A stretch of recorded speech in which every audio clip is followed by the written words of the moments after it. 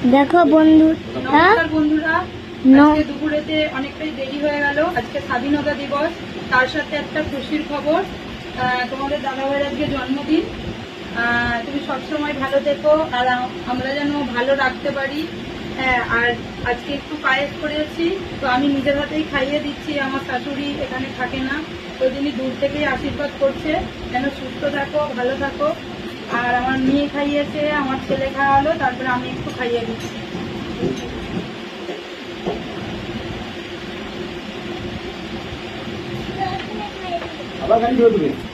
আর দেখো আজকে একটু রান্না বান্না করতে দেরি হয়ে গেল।